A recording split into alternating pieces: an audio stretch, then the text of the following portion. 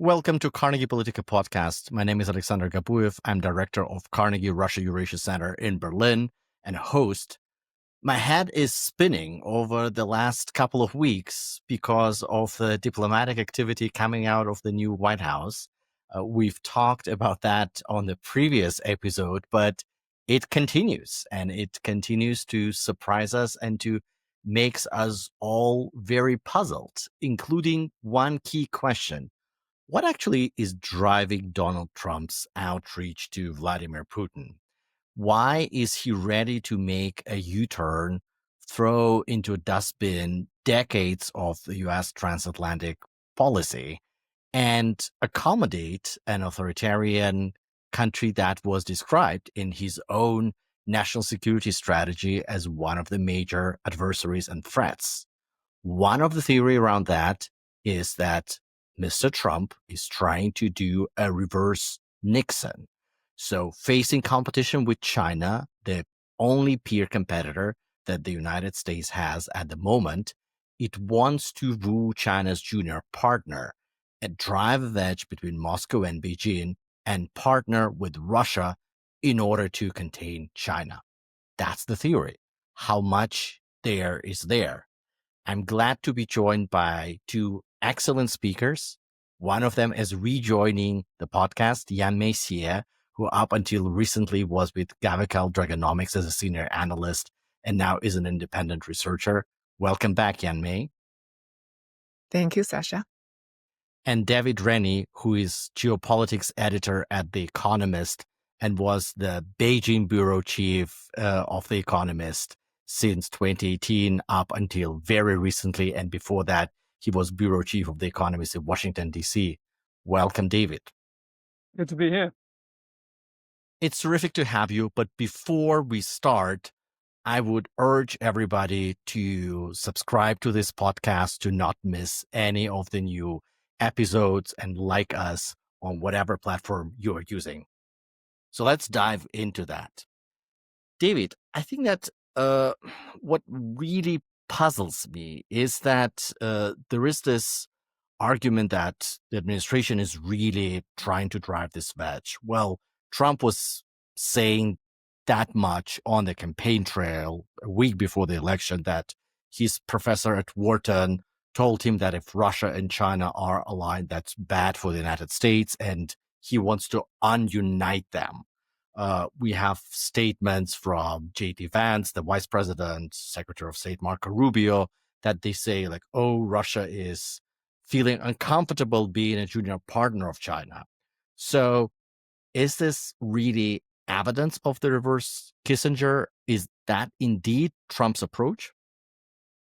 So as ever with Donald Trump's approach to foreign policy, I think particularly in the second term, where he is clearly far more self-confident and less restrained by kind of the so-called grown-ups in the room, there's a whole industry of trying to rationalize and put a kind of grown-up orthodox framing on what he's doing. And so clearly, there was a respectable school of thought for some years that one of the risks of isolating Russia over the invasion of Ukraine was that you were pushing Russia into China's arms. And you've actually done excellent work showing that that's a real thing. It's just that other governments decided, and the Biden administration decided, that that was a price that was sort of inevitably going to be paid because isolating Russia in order to put pressure on it over Ukraine was the primary goal. But there's a real school of thought that a more closely aligned China and Russia isn't great for Western interests.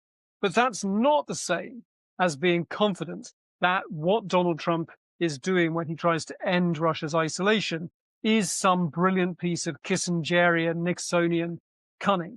And I think, we can talk about this in sort of various stages, but, one problem is that Donald Trump himself, I think we don't know for sure that his attempt is to bring Russia in from the cold in order to isolate China. One of the great fascinating mysteries of this second term is whether Donald Trump is going to enable and unleash the China hawks who he's appointed to important jobs. You mentioned Marco Rubio, Secretary of State, Mike Waltz, the national security advisors, others sprinkled through the National Security Council and other bits of the government with very conventional, get tough on China views. Some of whom would even say, like Bridge Colby, who's waiting for confirmation in the Senate, to go to the Pentagon. He's said for years that they should ditch Ukraine in order to focus on, East Asia. So all of those kind of forces are in play. But the problem is, actually, there is another scenario that Donald Trump engages with Putin, ends Russia's isolation over Ukraine,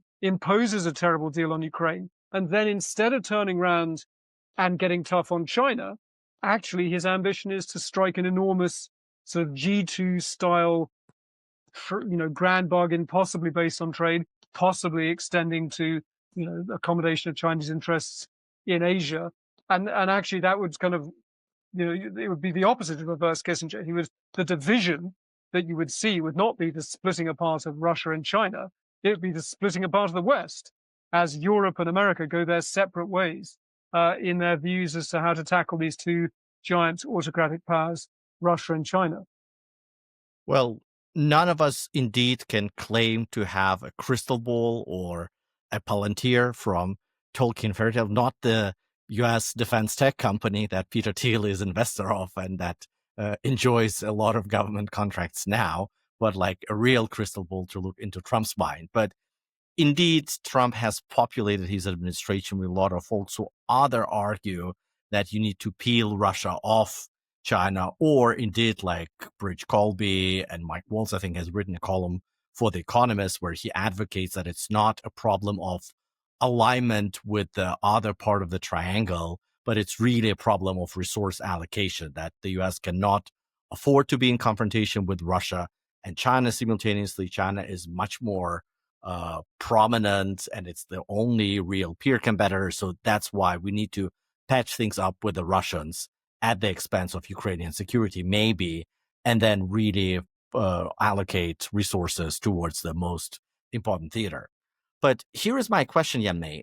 In Washington, I hear a lot of criticism towards this reverse Kissinger. And people say, like, yeah, it's not only that the conditions are so different from the time that Kissinger and President Nixon utilized the Sino-Soviet split that was there. The Soviets and the Chinese fought a border war. They were in confrontation over the leadership in the global communist movement. So the split was already there, and then the U.S. was only late to realize that and exploit it. But at the time, China was probably poor and technologically backward, but it was a nuclear state. It was a giant, enormously populated country that was really standing very tall in the international system already, even in the 70s. And then the Soviet Union was the peer competitor. When you look at the geopolitical map now, Russia is, well, size of Spain in terms of its GDP. Its military cannot take much of Ukraine over the last 3 years, like all of the talk that this is second military in the world after the US, like this argument doesn't really have legs. So the question is, like, what is Russia really bringing to the table to either the US or China? Like, is it really a price worth fighting, or is something that Russia can bring to China absolutely non-essential? And this is why this reverse Kissinger is fool's errand, because we simply don't need Russia to contain China. What's your view? I think the Chinese do think Russia brings a lot to the table, right? I think you are right that nobody will look at Russia and think Russia as a paragon of economic success. But then since you made the analogy of Spain and Russia, I think in the Chinese analysis, Russia is a much, much more strategic player than Spain, right? One, Russia has followers. And two, as you mentioned, Russia is still a nuclear power. And I remember a Chinese analyst talking about Russian being a wolf, deputy of a wolf, that still has the capability of rounding up and corralling a lot of this, what they call sheep, right, in the global south. Russia has a lot of followers in Africa, a lot of followers in Central Asia. And I think probably the most crucially, Russia is explicitly, belligerently anti-West, anti-US. So it can say a lot of things and do a lot of things that China want to say and do, but not willing to yet, because China still wants to maintain the facade of it being a stakeholder in the current system. It still wants, to entertain this idea that it can sell itself as a leader of the global system to Europe and to the swing states, for example, right? So China can afford to be a lot more diplomatic, while Russia does the work, the dirty work to be kind of belligerently and militantly anti-West and anti-Europe. So I think also Russia does have a vision. So in these groups, for example, at BRICS, at Shanghai Cooperative Organization, Russia does provide this idea of, hey, let's create this alternative currency system. Let's create alternative payment system. Whether they are feasible or not, again, Russia is articulating an idea that China does not want to explicitly articulate yet, and also kind of offers a vision that is plausibly feasible for other countries to follow. So I think there's a lot of intangibles that Russia brings to the table that Chinese leaders value. What about the economy? I think that if you look at the size of bilateral trade, well, it used to be non-material. Now, following 3 years of war, last year it was in 245 billion US dollars a year territory. So, 3 times smaller than trade with the United States. But again, trade between China and the United States is trade between number one and number two global economies apart from the European Union. Russia is a much smaller economy, so the trade volume with China is pretty sizable. And then there is this natural complementarity of the economic structures. Russia has abundance of raw materials located just across the land border, so that all of these hydrocarbons shouldn't be delivered on maritime routes that are patrolled by the U.S. Navy and are vulnerable. And then it also has increasingly sizable markets that is now freed from any competition from Japanese, Korean, European, or American companies thanks to sanctions. How important is that for China? Is it something that's palpable, or is it only focused on several legacy industries like cars with combustible engines? I think if we look at in terms of like on a macroeconomic level, undoubtedly the economic relationship is a bit lopsided, right? Russia needs China a lot more than vice versa. And you did mention that the two countries' economic structure are pretty complementary. So Russia supplies raw material, primarily fossil fuels, to China, which helps China to diversify its suppliers, and to more importantly to reduce dependence on sea routes. So much of the Russian fossil fuel was supplied via land, via pipeline, which China considers a much more secure alternative to the sea routes. And also, I think Russia provides a pretty big, still quite sizable market for Chinese industrial goods, right? So, and that actually went a long way to help China cushion the impact from the first Trump trade war. So, all of a sudden, overnight, Western companies, suppliers of automobile, mobile phones, industrial goods, capital goods exit the Russia market, and Chinese company just flocked in and filled the void. But I think perhaps more importantly, Russia provides a test ground for a lot of the sectors that China really wants to move up the value chain and really value, right? So, for example, Arctic drilling. So now Russia cannot get the technology equipment from previously European suppliers. Now Chinese companies, which previously did not have technology as good as Western suppliers, can get to test and expand and refine their technology and equipment in Russia. And then precision machinery is another one, right? And also drones, another one. And I think on the other way around, Russia also has quite a bit of military technology that China probably values and wants to get hold of, and arguably probably are in the way of getting and extracting from Russia already. So Russia is a giant neighbor that has abundance of natural resources that can be delivered to China. It has market for some of the Chinese industries.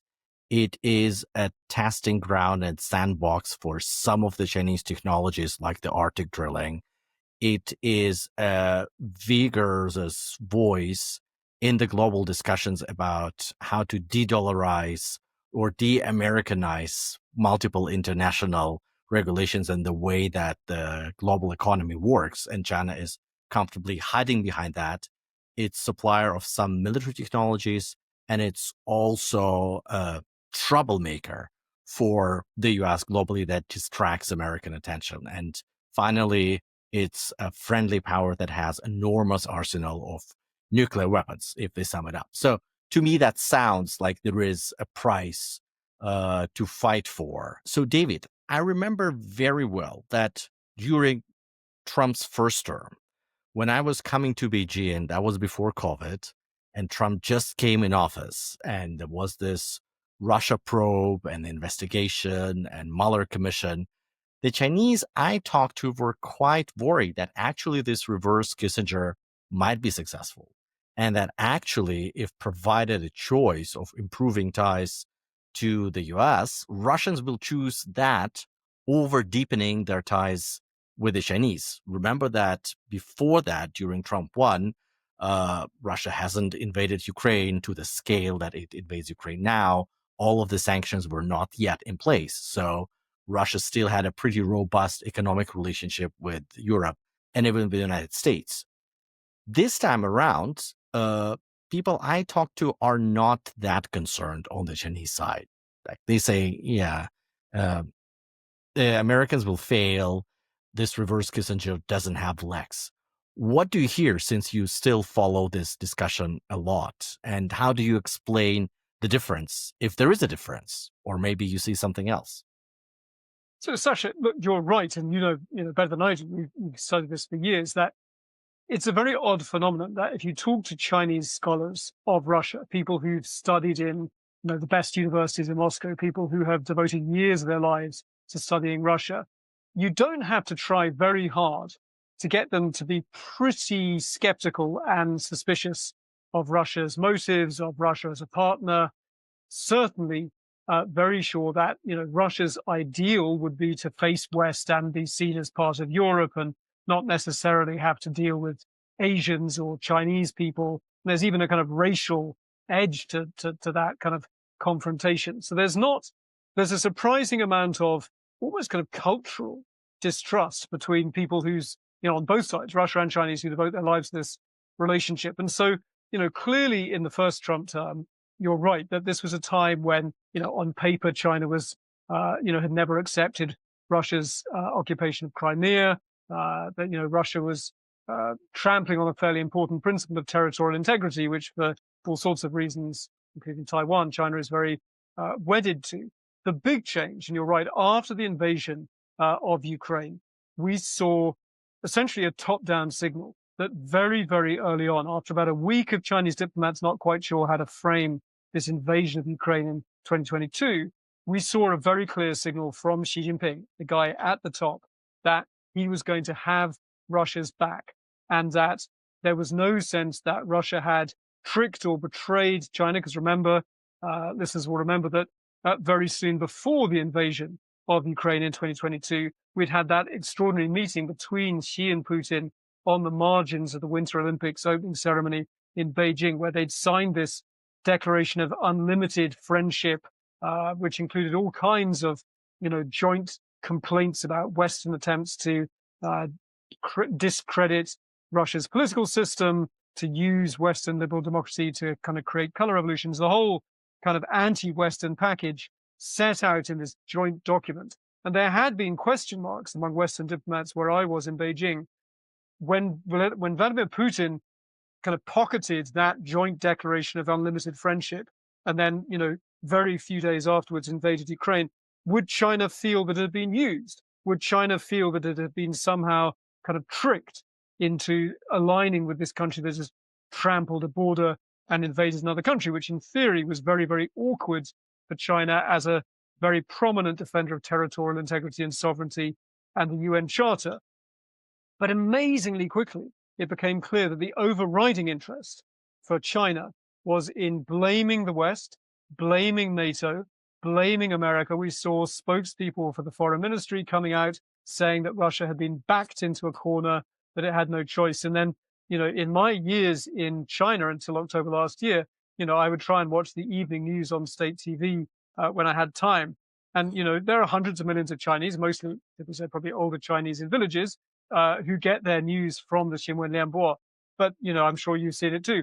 Every single evening, it's the same item. They have shots of, Russia attacking Ukraine, Ukraine attacking Russians, and then you have shots of American weapons being unloaded.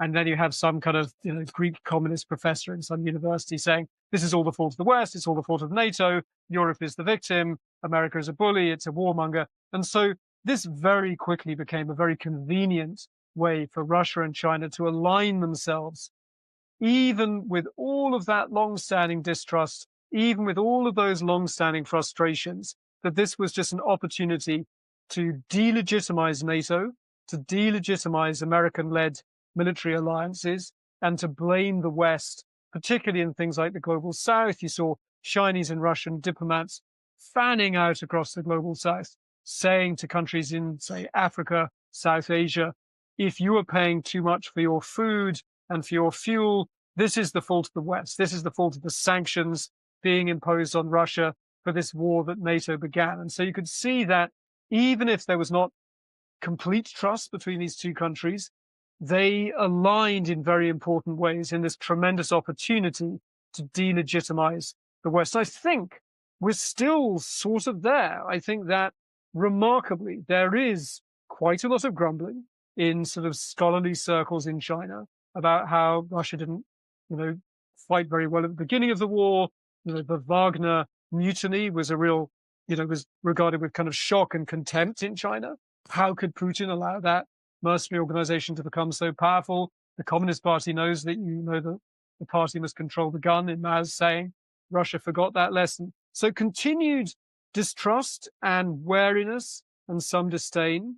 But ultimately, this image that you hear again and again is people talk about those martial arts novels that the Chinese love, the wushu novels, where you have the two warriors standing back to back with their swords held out, surrounded by kind of barbarians. And you don't have to trust the guy who's behind you, but you're surrounded by barbarians and he's got a sword and you've got a sword. So you have no interest in picking a fight with him right now because you're surrounded by a dangerous world and you've got each other's backs. And I think that's still the image that we hear. And then finally going into the Ukraine endgame, very interesting that European governments are now starting to ask the Chinese, I am told by good sources, some senior Chinese officials touring European capitals are getting quite interesting questions from Europeans now about, well, what are you going to do to help? Would you be interested in sending peacekeepers, for example?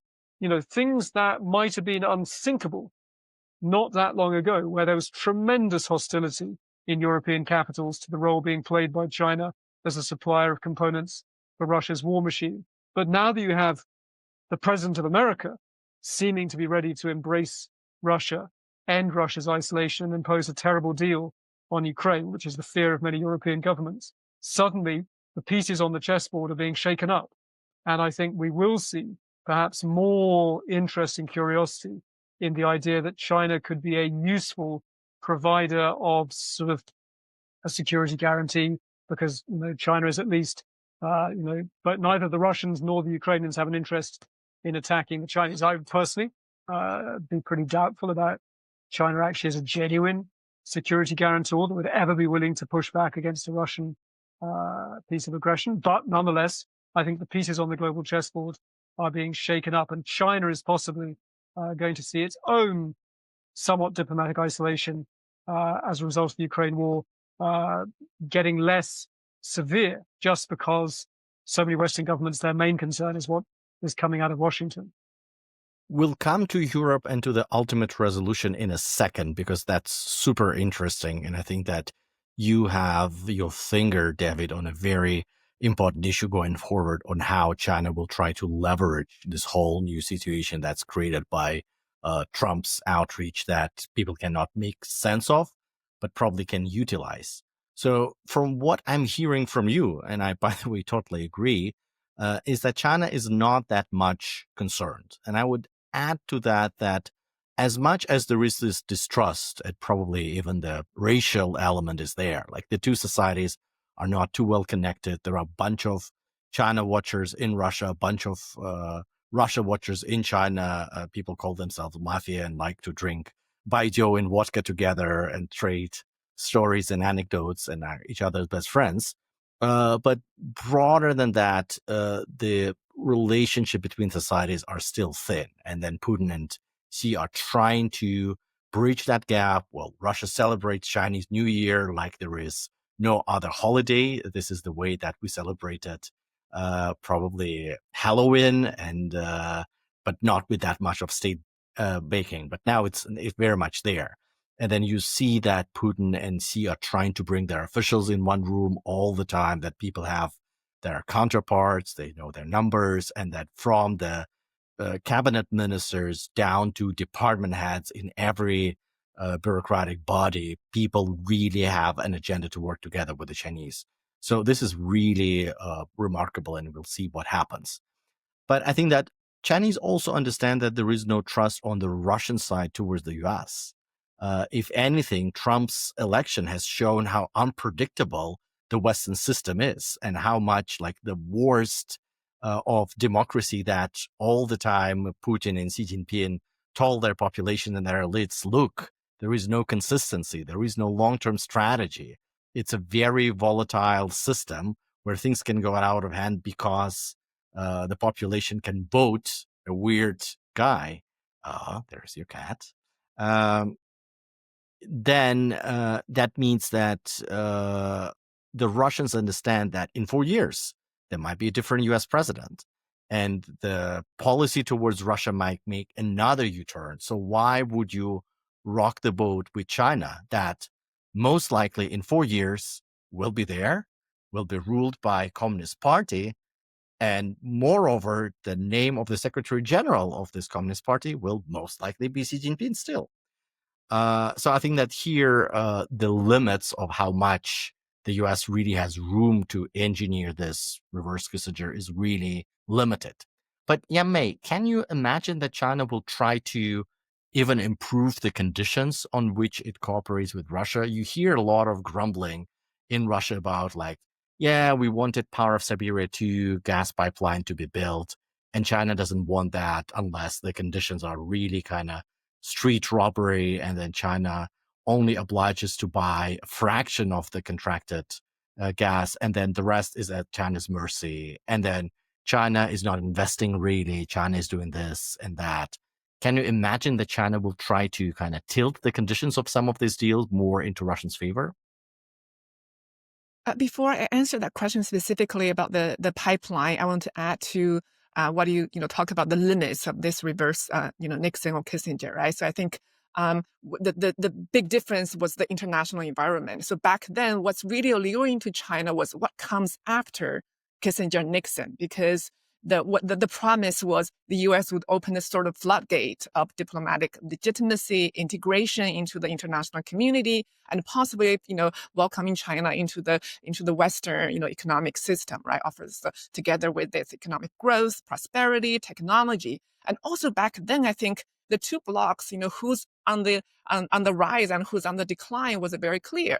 Right? The Western bloc clearly was the one that's offering a lot of hope, growth, technological advancement, improvement to people's living standards, political stability, right? That's the more prosperous and hopeful bloc versus the Soviet bloc. And today, I think China probably feels actually the balance of power on those score not very clear, right? It's not very clear that that the West is still on the rise and China is on the decline. So I think China can afford to be a lot more confident. So that's one. And second, I think we people on the West tend to project what we feel are kind of solid alliance to the other side, right? So we believe that trust is necessary, shared values are necessary, and some sort of like warm and fuzzy feelings between the people are necessary ingredients to having a very solid alliance. I think, but looking at the history, oftentimes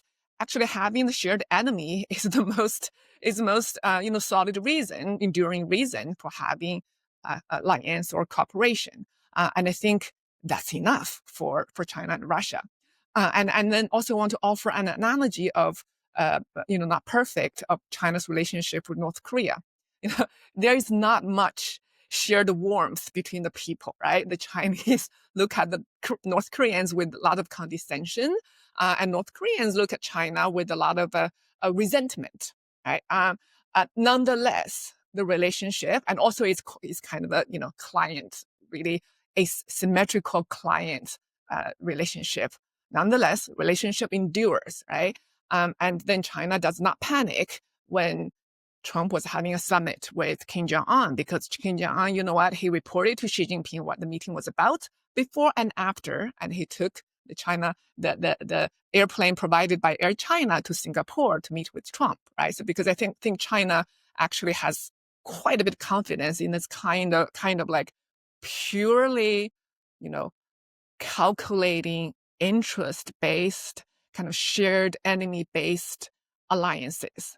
So now then come back to the Power of Siberia pipeline. No, I don't think China will kind of like rush to open the project as a reaction to Trump's overture to Putin.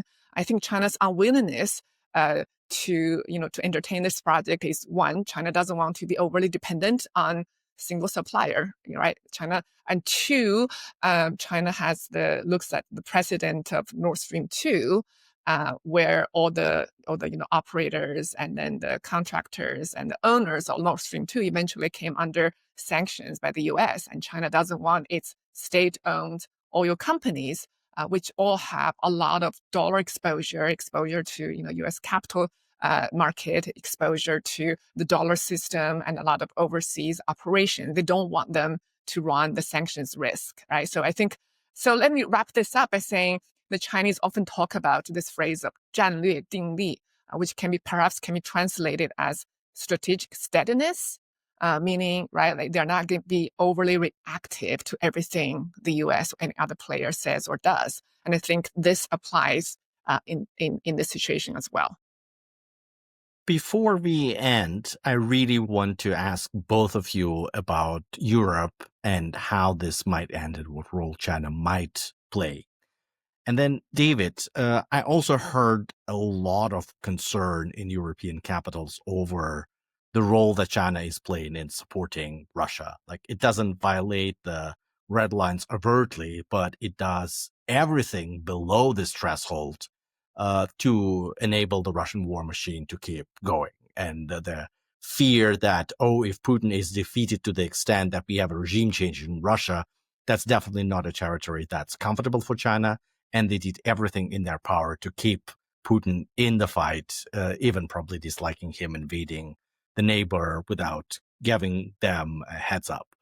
And I think that for the first time, I heard many senior European and NATO officials framing that in existential terms. And also I witnessed a couple of discussions with senior Chinese interlocutors where the Europeans were saying, hey, Putin's imperialist project is detrimental to us because if he wakes up one day and goes to Narva in Estonia and our resolve to protect NATO is tested, that's existential for us. And you are enabling him. So by one logical step, you are part of this existential step to European security. And it does have consequences in the way we perceive you, apart from your industrialization and overcapacity and IP theft and all of that. Do you think that this can be really changed, that China might have a space here to play because Trump is seen as a more existential threat? Does China have real room to play in Europe, or is it just superficial? I think it's a very divisive question. I think there are people on the European side, there are senior European officials who have been at the forefront of arguing over the last few years that China is a serious threat to European security interests, not just to commercial interests. You talk to those people, I guess, China hawks, if you want to call them that, in Brussels or Paris or Berlin, they would say, what problem about China goes away just because we're scared of Donald Trump? All of the things that concern us about China's ability and willingness to use its economic leverage and its geostrategic power to kind of coerce and disrupt the West all still remains true. So why would we fall into the trap of trying to do our own kind of Kissingerian play and embrace China to ward off Trump. But that said, if you go to Brussels, and I was there not that long ago, you will also hear officials saying people are starting to talk about we can't afford to be in a fight with the Americans and the Chinese at the same time. So maybe we should be, de-escalating tensions over, electric vehicles, the tariff fights. There are even apparently some people on the German side who would like to go back to the comprehensive investment agreement, the Kai that was, basically dead as a doornail, but now is being kind of dug out of the freezer in case that might help relations. And so I think that not for the first time, in the first term, I think you can make the case that Donald Trump saved Xi Jinping's bacon when it came to the pandemic by handling the pandemic so incredibly badly in America that suddenly the West's chaos kind of looked so bad that China was off the hook.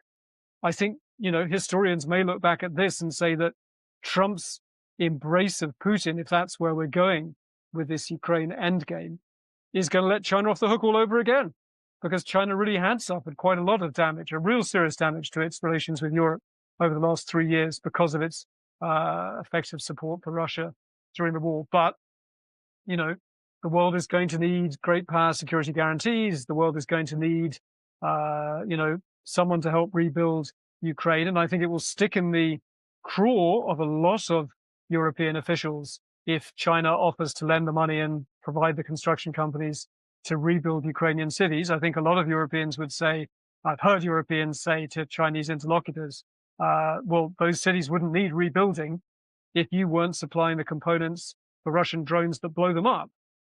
But we live in a rough world and Trump frightens people. So I think there is a scenario that China ends up being a lot more welcome today than it was even the day before Donald Trump's second inauguration in January. To be fair, all of the components in all of the drones on the battlefields are coming from China.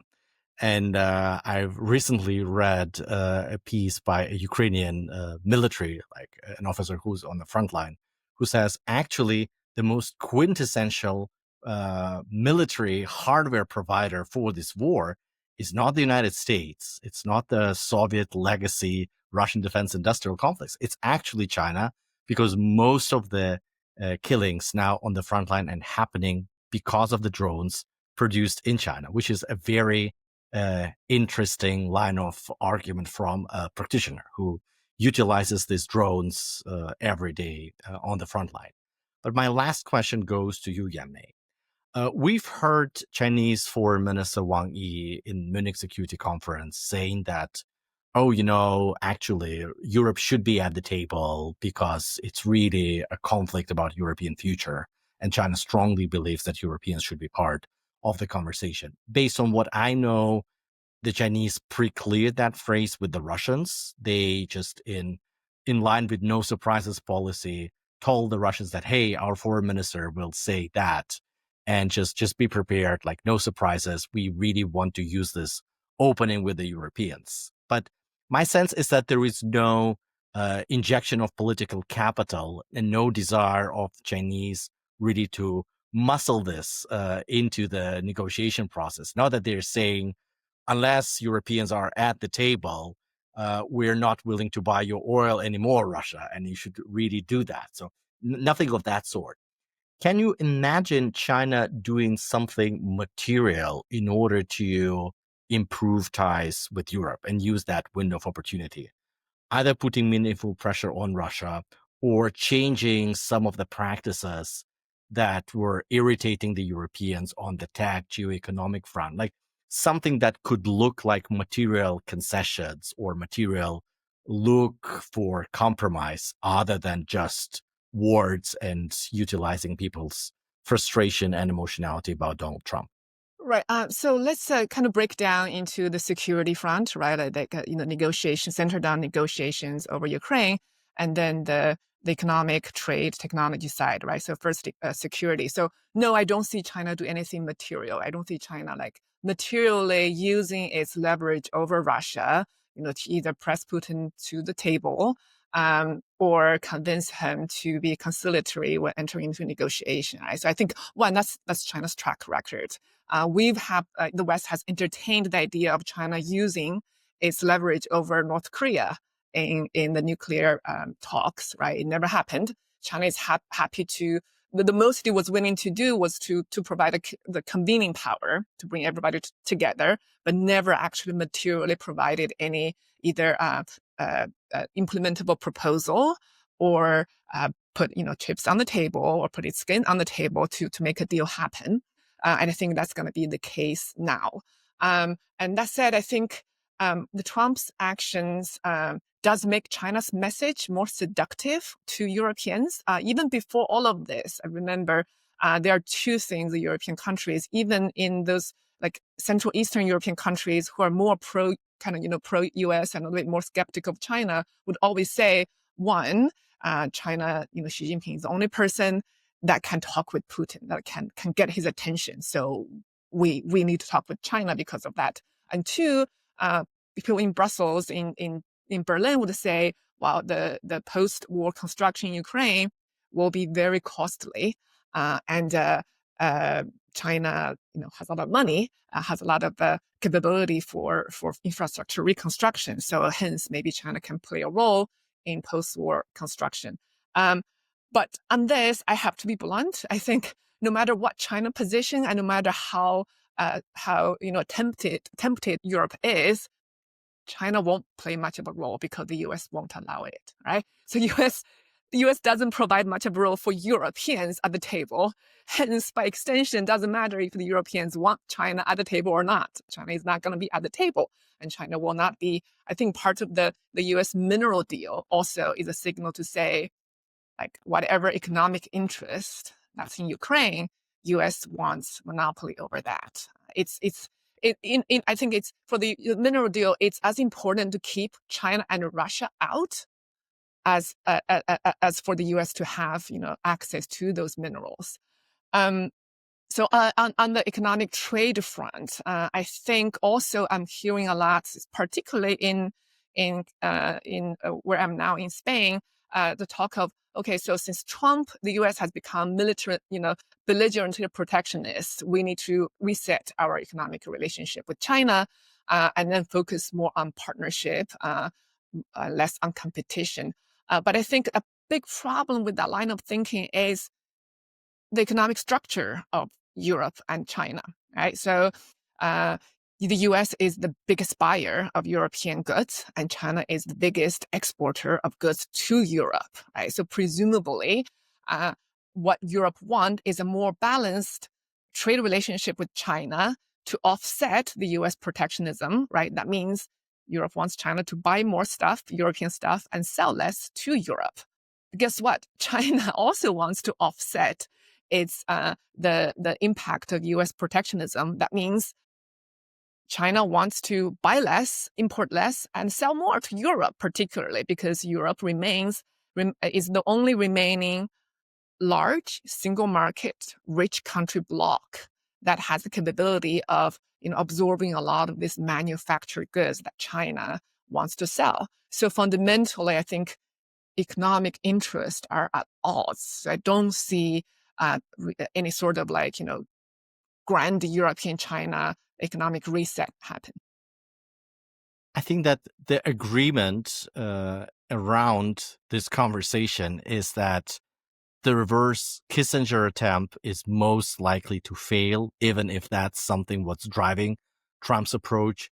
But his actions are creating so much volatility and unpredictability that China probably sees that as a really beneficial point in time where its options have increased. And even if not everybody in Europe is ready to materially turn the page, if China is not able to play a constructive role in the endgame for horrible Ukrainian war, nevertheless, China's options have multiplied and increased while the situation is just very risky and unpredictable. And we really regret to not having a crystal ball. Maybe we should share one among three of us and then trade intelligence. I'm very grateful for having you today with me, David Rennie, the geopolitics editor of The Economist, and Yanmei Xie, an independent researcher on China and geoeconomics. Thanks for being with me. Thank you for having us. Great conversation. Thank you. Well, and before we say final goodbye, don't forget to subscribe to this podcast on whatever platform you have. We will be very much looking to hear what you think. So leave a comment and provide us with feedback. And with that, goodbye. See you in 2 weeks.